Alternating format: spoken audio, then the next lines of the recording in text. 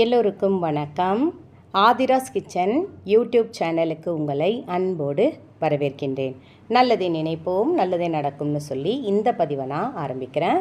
பதிவுக்குள்ளே போகிறதுக்கு முன்னாடி நம்ம சேனலை இது வரைக்கும் சப்ஸ்கிரைப் பண்ணாமல் இருந்தீங்கன்னா மறக்காமல் சப்ஸ்கிரைப் பண்ணி வச்சுக்கோங்க. அப்படியே எல்லாருக்கும் ஷேர் பண்ணியும் விடுங்க உங்கள் குரூப்பில். சாதம் வடிக்கும் பொழுது மிக மிக கவனம், இந்த தவறை செய்யவே செய்யாதீர்கள், வீட்டில் பணப்பற்றாக்குறை வர இதுதான் காரணம் அப்படின்னு தலைப்பு போட்டிருக்க இல்லைங்களா? அது என்னென்னு பார்க்கலாம். வீட்டில் நம்ம பூஜை, விளக்கேற்றுறது, வீடு க்ளீன் பண்ணுறது எல்லாமே நம்ம கரெக்டாக தானே செய்கிறோம். அப்போயே நம்மளுக்கு பணப்பற்றாக்குறை என்பது வீட்டில் இருந்து கொண்டே இருக்குது அப்படின்னு நம்ம யோசிக்கிறது உண்டு. பணப்பற்றாக்குறைன்னா மாதம் ஒரு 15 தேதிக்குள்ளேயே நம்ம காசு கையில் இல்லாமல் போவது. எல்லார் வீட்லேயும் நம்ம தமிழ்நாடுன்னு எடுக்க போனால் எல்லார் வீட்லேயுமே மதிய நேரம் எப்போவுமே யார் வீட்லேயுமே சாதமாக தான் இருக்கும். இப்போ தான் நிறைய பேர் வீட்டில் அந்த சாதமே நைட்டுக்கும் வச்சு நைட்டுக்கும் அதே சாதத்தை தான் சாப்பிட்டுட்டு இருந்தோம் முன்னாடியெல்லாம்.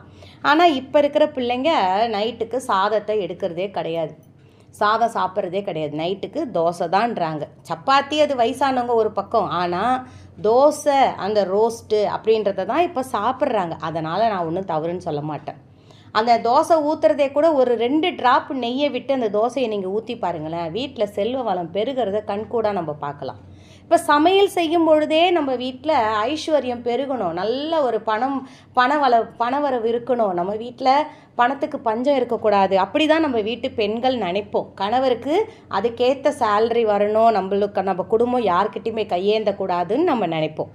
இப்போ அந்த மாதிரி ஒரு விஷயத்தில் இந்த அரிசி என்பது எப்பவுமே நான் சொல்லுவேன், கீழே தலை வணங்கி எடுக்கிற மாதிரி மேலே ஒசரத்தில் வச்சு எடுக்காமல் கீழே தலை வணங்கி அரிசியை அன்னபூர்ணி தாயே நித்தமும் நான் வாழற வரைக்கும் சாதம் சாப்பிட்ற மாதிரி எனக்கு அருள் பூரி தாயேன்னு வேண்டுங்க.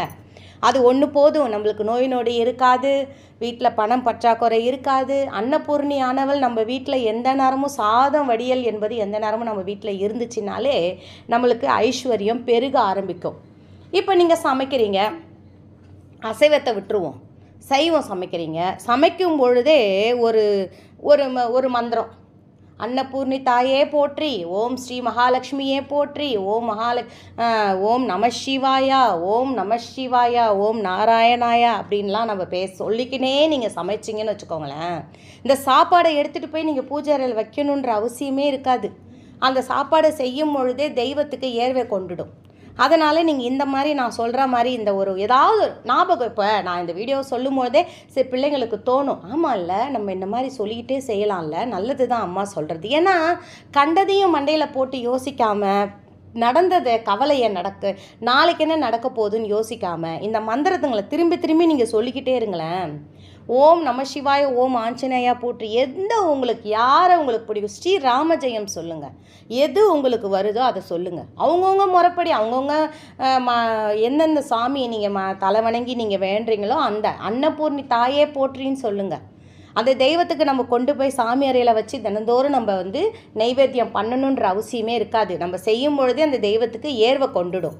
அதற்காகத்தான் இந்த ஒரு வீடியோவை நான் கண்டிப்பாக என் பிள்ளைங்களுக்கு இதை நான் சொல்லியே ஆகணுன்றதுக்காக நான் போட்டேன். என்னென்னா, அரிசி எடுக்கிறோம், நிறைய பேருக்கு இந்த ஒரு பழக்கம் இருக்குது. அது என்னென்னா, அரிசி எடுத்து வாயில் போடுற பழக்கம். இப்போ உலக்கின்னு நம்ம சாதம் வடிக்கிறதுக்குன்னு எடுக்கிறோன்னு வச்சுக்கோங்களேன், அந்த அரிசியை கழுவும் போதே நிறைய பேர் வாயில் அள்ளி போட்டுப்பாங்க. இது ஒரு மிகப்பெரிய தவறான ஒரு செயல். அதற்காக நீங்கள் இப்போ கேட்கலாம், இல்லைம்மா நான் சாம்பார்லாம் குத்தி பார்ப்பேம்மா, அதுவும் தவறா, உப்பு இருக்கான்னு பார்ப்பேன், இல்லை எனக்கு சரியாக உப்பு போட தெரியாது, நான் உப்பு கரெக்டாக தான் போடுவேன் அப்படின்னு நீங்கள் கேட்கலாம் இப்போ வீடியோவில்.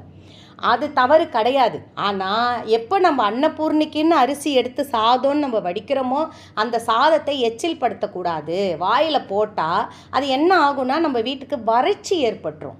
சாதத்தை வடிச்சிருங்க. உங்களுக்கு அரிசி சாப்பிட்ணுன்னு தோணுச்சுன்னா கூட தனிப்பட்ட முறையில் கொஞ்சம் அரிசி எடுத்து வச்சுக்கூட இன்றைக்கி சாப்பிடுங்க. ஆனால் எனக்கு தெரிஞ்சதை சொல்கிறேன் என் பிள்ளைங்களுக்கு, தயவு செய்து அரிசி மட்டும் சாப்பிடாதீங்க, ரத்த சோகை ஆகிடும். தயவுசெய்து அந்த மாதிரி உங்களுக்கு தோணுச்சுனாலே உங்கள் உடம்புல ரத்தம் கரெக்டாக இருக்கான்னு போய் செக் பண்ணிக்கோங்க. அதுக்கேற்ற உணவை நீங்கள் எடுத்துக்கிட்டிங்கன்னா நல்லது. எப்போவுமே அரிசி கழுவும் போது இந்த தவறை எப்பவுமே செய்யாதீங்க. வடிக்கிறீங்கன்னு வச்சுக்கோங்க சாதத்தை, இது வந்து குக்கரில் வைக்கிறவங்களுக்கும் இது நான் சொல்கிறது கரெக்டாக இருக்கும். அதே சமயம் வடிக்கிறோம் இல்லைங்களா, அவங்களும் சில பேர் சாதத்தை வடியலில் விட்டுட்டு அவங்க மாட்டு மணிக்கணக்கில் போயிட்டு அவங்க படுத்துப்பாங்க, இல்லை ஏதோ ஒரு வேலை பண்ணுவாங்க. அந்த மாதிரி இருக்காமல் எப்படி நம்ம விளக்கேத்தனா நம்ம வந்து விளக்க கவனிக்கிறோமோ அதே மாதிரி சாதம் வடித்தாலும் அந்த சாதத்தை நம்ம கவனிக்கணும். உடனே அதை நிமித்திடணும். ஏன்னா குடும்பத்தில் சண்டை, கணவன் மனைவிக்குள்ளே பிரச்சனை, இந்த மாதிரிலாம் இருக்கும். பணம் பற்றாக்குறை இருக்குது. அந்த கஞ்சி தண்ணியை முடிஞ்ச அளவுக்கு எந்த மாதிரி ஒரு ஒரு உயிரினத்துக்கு நம்ம அதை கொடுக்கலாம் அப்படின்னு, நீங்களே கூட அதை குடிக்கலாம், எந்த தவறும் கிடையாது. எந்த உயிரினத்துக்கு இதை நம்ம கொடுக்கலாம் அப்படின்றது நீங்கள் கவனம் கொள்ளுங்கள். இந்த அரிசியை மட்டும் வாயில் போட்டுறாதீங்க. பிள்ளைங்களுக்கு அதை நான் ஏற்கனவே வீடியோ போட்டிருக்கேன், அது ரொம்ப கடைசியில் போயிடுச்சு. அதனால் இப்போ என் பிள்ளைங்களுக்கு இதை நான் புதுசாக சொல்லணும்னு நினச்சேன்.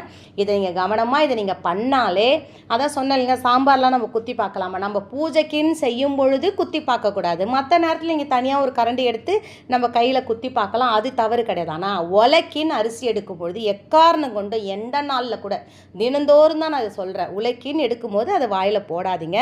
நல்லதே நடக்கும். வாழ்க வளத்துடன்.